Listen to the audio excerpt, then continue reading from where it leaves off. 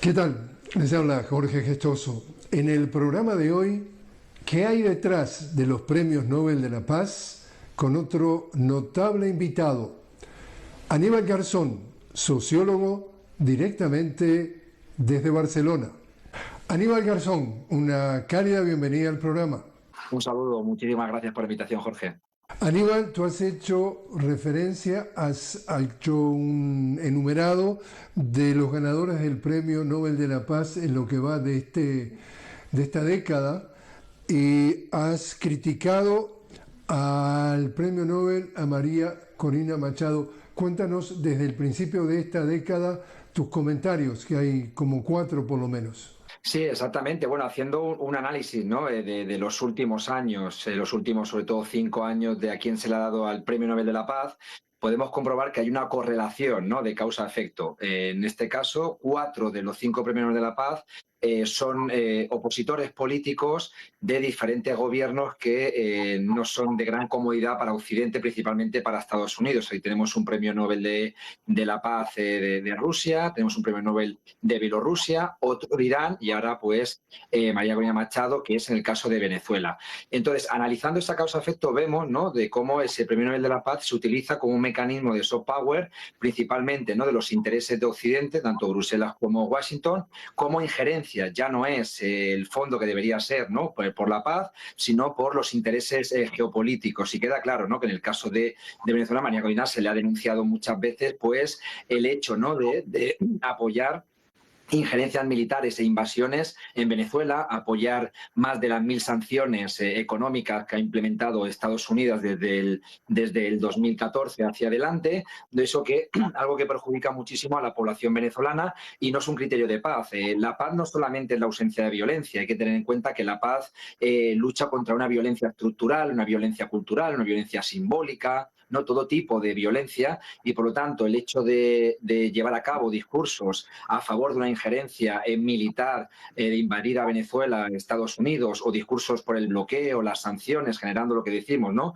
Un estallido social, no es para nada una persona que se merece ese premio. Por ello, se ve claramente con el último nombramiento, que era muy inesperado parecía ser, pero parece ser que es más esperado si analizamos la historia, donde Noruega, en este caso, que transmite el premio, cumple constantemente con las directrices de Washington, porque queda claro, ¿no? 4 de los últimos 5 premios Nobel que sean para gobiernos que son incómodos para Estados Unidos, algo quiere decir esa causa-efecto.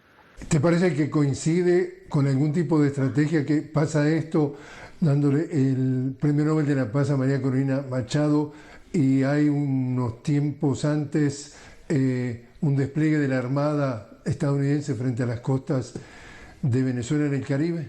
Yo creo que sí, que el premio a Marina Corina yo creo que viene un poco de que es un premio a un peón de Estados Unidos. No olvidemos que queda claro, ¿no? Que la oposición y que ha llevado intereses y golpes, intereses de desestabilización, intentos de golpes de Estado, ¿no? Una parte de la oposición venezolana, no toda, pero una parte ha llevado, y ahí viene el caso de Marina Corina, quien ha buscado en todo momento ha sido el apoyo de Estados Unidos, donde quieren sus intereses imperialistas, el tema de bloquear a Venezuela, el tema de las sanciones económicas. Por ello hay una relación. ¿Qué sucede? Que se veía, ¿no? Y estaba diciendo Donald Trump que quería ser el premio Nobel. Parece ser que se eligió antes, ¿no? Se elegía antes de los últimos movimientos que ha tenido con el caso de Palestina, pero se veía la obsesión constante de Donald Trump y además una obsesión que generaba como mucha disputa. ¿Qué es lo que ha llevado a cabo entonces eso? Una decisión para un peón de Estados Unidos, que en este caso es Mariana Corina Machado. Entonces, en lugar de darle el premio directamente a Trump, que iba a ser algo incómodo, incluso en algunos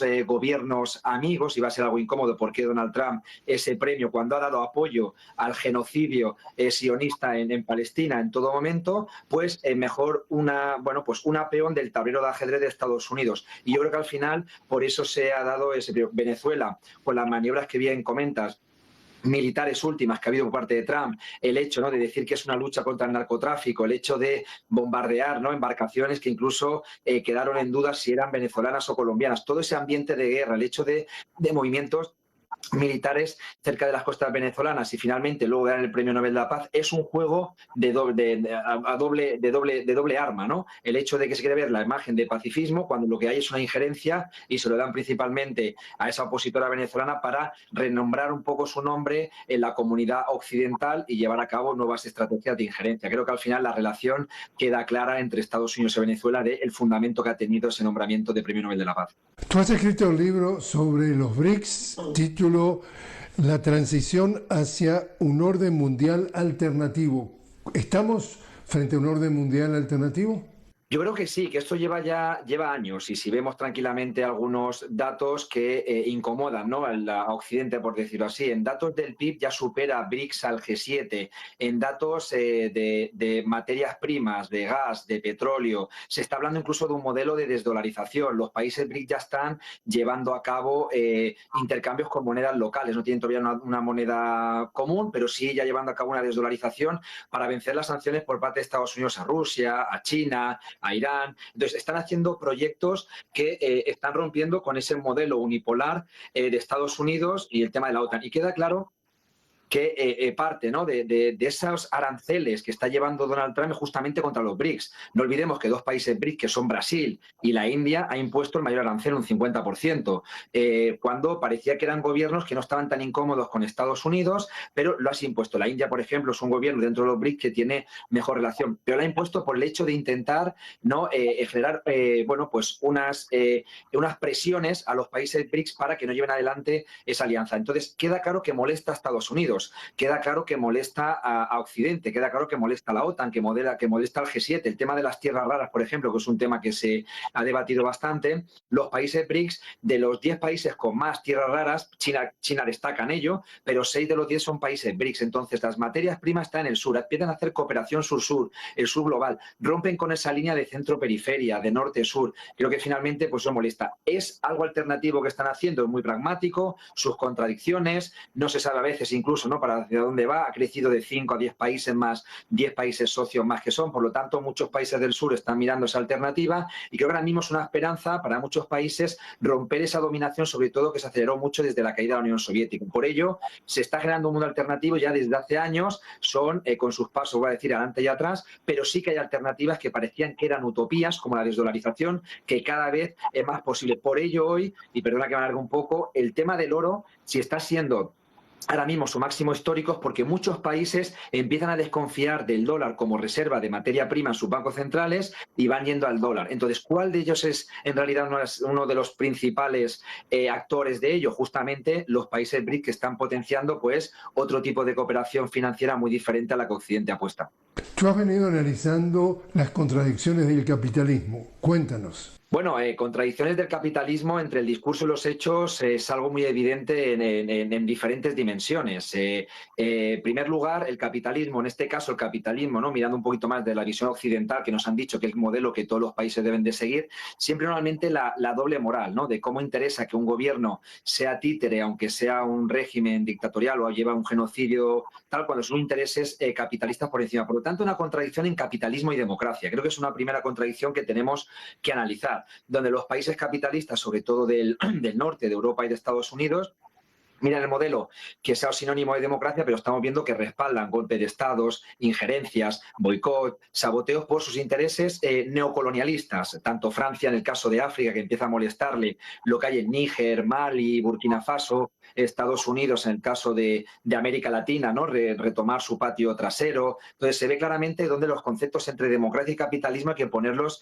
en duda porque hay una gran contradicción en ello. En segundo lugar, el tema de la sostenibilidad. Queda claro que el capitalismo, en el debate que hay ambientalista, no es el modelo que sea más viable para el tema de la sostenibilidad de un modelo, y eso es evidente, ¿no?, de todo lo que han llevado a cabo, sobre todo con el cambio climático. Además, no solamente eso, sino cómo están llevando ahora a intentar limitar a los países del sur cuando llevan 200 años los países del norte contaminando. Entonces, eso es un debate que tiene que estar ahí. Y luego el tema de contradicciones, nunca hay que olvidar el tema de contradicciones que a veces nos olvidamos en la geopolítica, pero también las contradicciones internas que hay. Y se ve claramente en el caso de Europa, de cómo ha habido un crecimiento de la desigualdad grande. Los modelos neoliberal y el capitalismo ha generado un aumento de la desigualdad, una pérdida de poder adquisitivo de la clase trabajadora, tema de la vivienda, tema de la educación, tema de la salud, las privatizaciones que han llevado de una Europa que se veía como algo de libertad, finalmente es una Europa que no ha llevado a esa situación, y creo que es una contradicción cada vez que está llevando. ¿Quién está aprovechando parte de ese discurso? La ultraderecha. La ultraderecha se está apoderando, ¿no?, en esos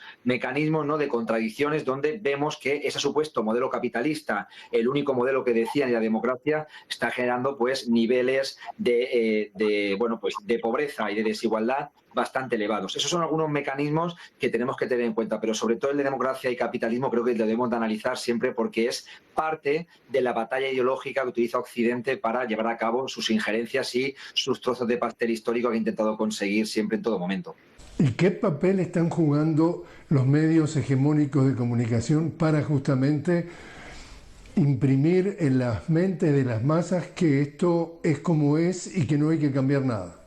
Yo creo que está ahí, ¿no? Son los dos poderes que existen. Tenemos el hard power, ¿no?, que es el poder ese más militarizado, ¿no?, de esas guerras, pero luego no olvidemos la importancia que tiene para esos métodos el soft power, que ahí entra un poco el tema ideológico, el tema cultural, el tema de los medios de comunicación. Y vemos principalmente, ¿no?, en muchos países del norte donde en el tema político internacional no hay una variedad de opiniones y de información sobre diferentes temáticas geopolíticas. En el caso, por ejemplo, de Ucrania y de Rusia, vemos donde uno censura en algunos medios de comunicación rusos para no poder verse en algunos países, y las editoriales simplemente dicen exactamente lo mismo. Hay un corta-pega de los medios de comunicación en política internacional, donde finalmente llevan a cabo pues políticas expansionistas de la OTAN, de la superioridad, incluso racistas y eurocentristas, que llevan a cabo. Y eso yo creo que es muy visible, sobre todo en el norte de Europa. Vemos en otros países del sur que muchas veces se les critica como falta de libertad de expresión, ¿no?, de pluralidad, donde en el fenómeno de política internacional hay unas opiniones y un debate mucho más interesante. Europa ha quedado claro,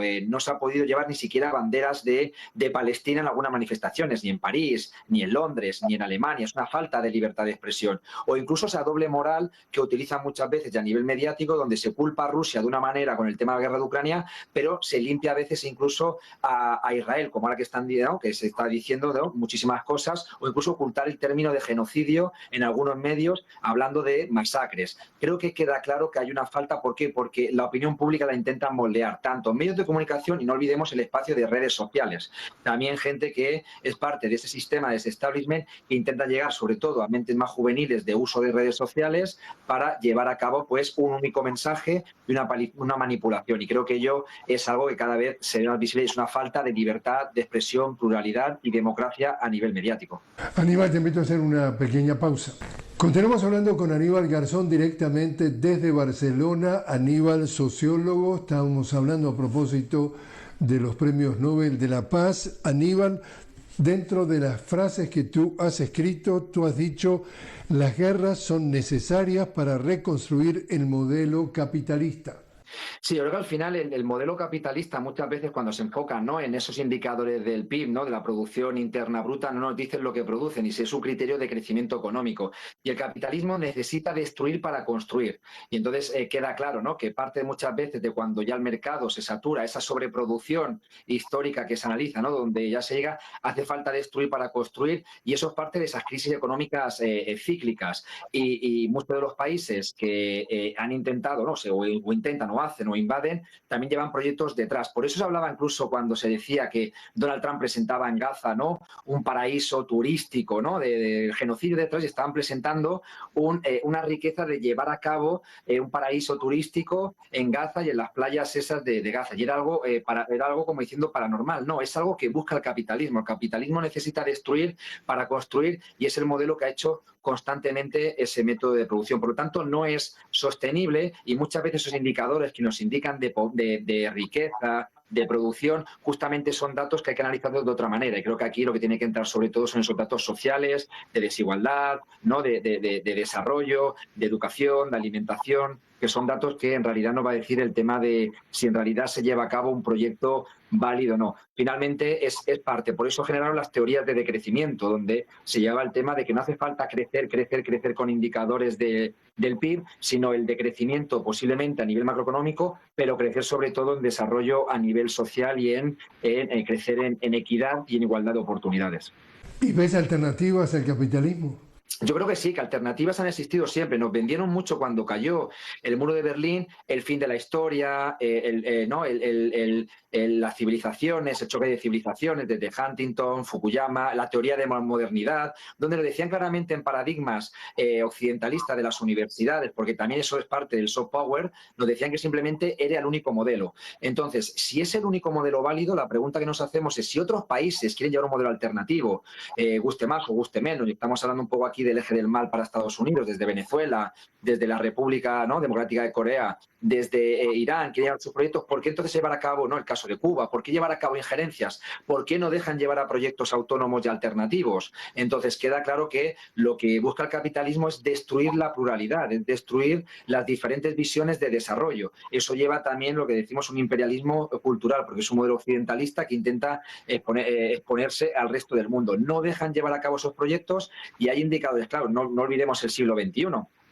Libia, Siria, Afganistán, Irak, son invasiones constantes, por lo tanto no aceptan. ¿Que la hay? Claro que la hay, pero el mismo modelo capitalista, ya digo que es contradictorio con el concepto de democracia porque no acepta su pérdida de poder, su pérdida de establishment, y eso es algo que se debe de analizar, de que muchas veces venden un producto, pero dentro del producto hay una realidad, y creo que es esa falta, ¿no? El capitalismo no quiere perder su hegemonía, y no solamente el capitalismo como modelo, vuelvo a decir, las relaciones entre norte y sur, entre lo que diríamos el modelo occidental y el resto del mundo, también es parte de esa estructura. El capitalismo también genera desigualdad a nivel internacional.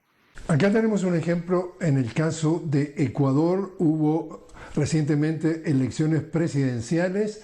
La candidata del partido, digamos, de lo que le llaman en Ecuador el correísmo, es decir, progresista, Luisa González, después de la elección pasó a una segunda vuelta, ella empatada en la primera vuelta con el hijo del hombre más rico del Ecuador, exportador de bananas. El hijo se llama Daniel Noboa, el padre se llama Álvaro Noboa, que intentó 5 veces ser presidente. Ella dice que el resultado fue el fraude más grande de la historia del Ecuador. Y todo eso para traer a tu atención que ya antes del día de la elección decía: acá la cancha está inclinada. ¿Por qué? Porque Daniel Noboa, el hijo del hombre más rico del Ecuador, con una agenda completamente neoliberal, él nació en Estados Unidos, una relación con Estados Unidos muy cercana, usó todo el aparato del Estado, el dinero incluso del Estado, dando dádivas a diestra y siniestra para tratar de conseguir votos. Los 3 días anteriores, en los estados donde tenía más posibilidades de ganar, Luisa González lo declaró en estado de emergencia para que la gente se asustara y no saliera a votar, etcétera, etcétera, etcétera. Ella entonces lo que denuncia es las asimetrías en, por ejemplo, América Latina, entre el capital y los movimientos populares que de alguna forma pueden salir a votar, porque es lo que también dice Juan Carlos Monedero, que en definitiva en América Latina los pobres votan cada 3, 4 o 5 años y los ricos todos los días porque levantan el teléfono y hacen que las cosas pasen. ¿Cómo tú evalúas las asimetrías que hoy por hoy pululan en el mundo? Sí, totalmente. Muchas veces pensamos que el modelo democrático es votar cada 4 años. ¿Y qué es lo que es el poder que hay detrás? Ahí lleva desde compra de votos, manipulación, aceptar a veces un gobierno no, porque lo que comentas un poco de Noboa, ¿no?, de Ecuador, no se analiza como una crítica, mientras que luego decían que había habido fraude en Venezuela. Y por lo tanto es una doble vara de medir constante, ¿no?, que hace el sistema, porque un gobierno sí que es amigo y el otro no. Y eso ha sido utilizado siempre con los intereses, voy a decir, expansionistas del parte occidente, que quiere gobiernos títeres, quiere que Noboa esté en Ecuador porque quiere recuperar ahí bases militares Estados Unidos. Vemos ahí, ¿no?, el tráfico de drogas y de coca que hay justamente en ese tema del mar, y tener un gobierno incómodo que pueda, ¿no?, llevar a cabo un poco a desestabilizar la zona andina, ¿no?, como el caso que hubo de Bolivia, el caso de Venezuela, el caso de Colombia, que también es incómodo ahora para Estados Unidos. Entonces, eso es algo que se ha utilizado siempre. Y ahí queda claro, como bien dices, que muchas veces justifican hagan a tal candidato, pero desde el clientelismo, la teoría del miedo, en los movimientos sociales, en las zonas rurales muchas veces de América Latina, hay ciertos paramilitarismos, hay controles, despidos de trabajo, muchas veces no hay la libertad y el empoderamiento de las masas para poder votar porque hay la teoría del miedo, como una vez explicaba un poco Galeano en una conversación que tuvo con una campesina indígena de Bolivia, el miedo. Por lo tanto, no es un sistema democrático, ahí queda claro que la oligarquía lo que busca es mantenerse en el poder, el establishment, y entonces justificar que ha sido elegida cada 4 años, pero justamente llevan a cabo, si no están en el poder, diferentes instrumentos de desestabilización. Rafael Correa no puede volver a Ecuador. Ha habido, ¿no?